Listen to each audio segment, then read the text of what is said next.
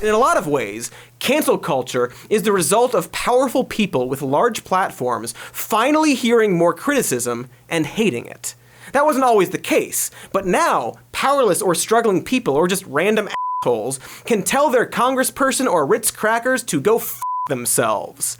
And boy, did the Republican Party f***ing zero in on that one. Yes, conservatives have turned the phrase cancel culture into the scariest 2 words in the English language besides mayonnaise candy, and it is all in service of the most elaborate grift known to man.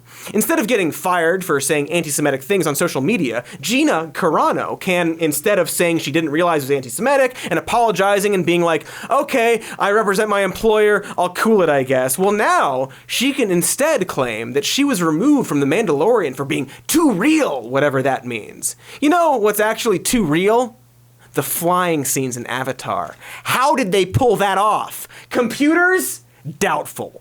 Cancel culture has become the Republican Party's biggest boogeyman, and the only part of their platform anyone seems to care about. Now, you can see this from just, looking around, but also because they literally say that that's what it is. It is their plan for the 22 midterms. The left got a little too PC, so it's time you change all of your opinions about the economy, social issues, systemic racism, healthcare, and history.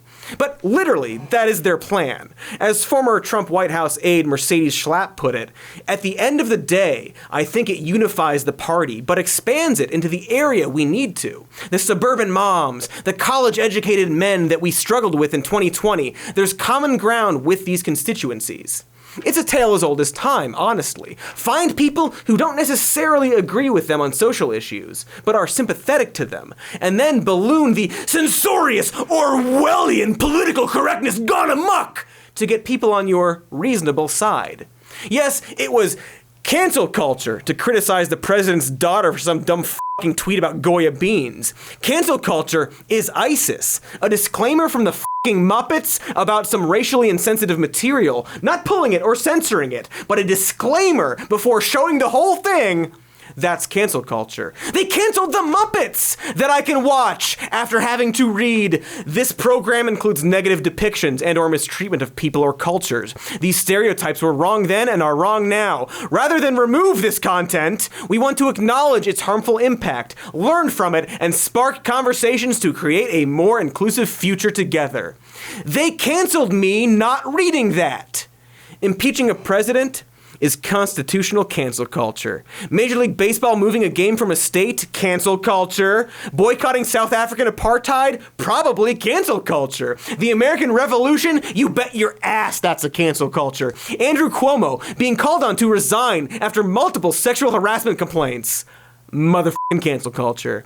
Some fucking chart, cancel culture. Turning off a lamp, you've canceled light. A stop sign, well that cancels going.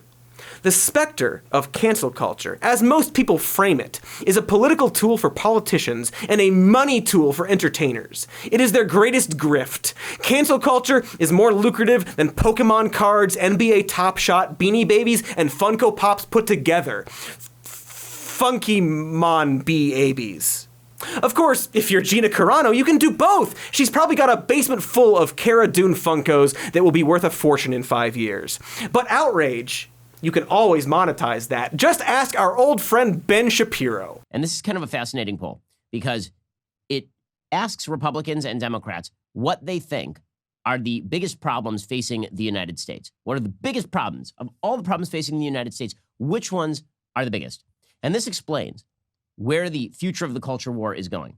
Because the reality is that we cannot have a country together if half of the country would like for the other half of the country to just go away, or if half of the country sees the other half of the country as a true and ever-present threat to their liberties, or if it turns out that some people actually are a true and ever-present threat to their liberties. For once, I agree, kind of, with Ben Shapiro. Incredible. Yes, he's right. We can't have a country where half the country hates the other half. Except, well, if we all got along, how would Ben Shapiro be able to sell you gold? I don't need to get into the social ramifications, but fiscally, you can expect compounded growth of the national debt and the systematic devaluation of the United States dollar over time. So there really is only one question. What are you doing right now to protect your savings and your retirement?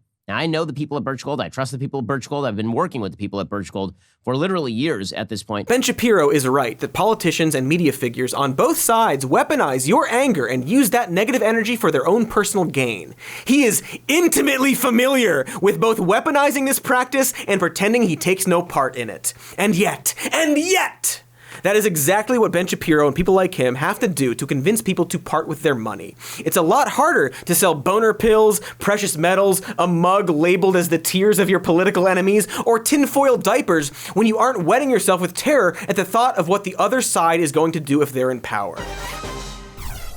Hey, thanks for watching that clip. Here's the evergreen end plate to ask you to like and subscribe. It's any day of the year where you are.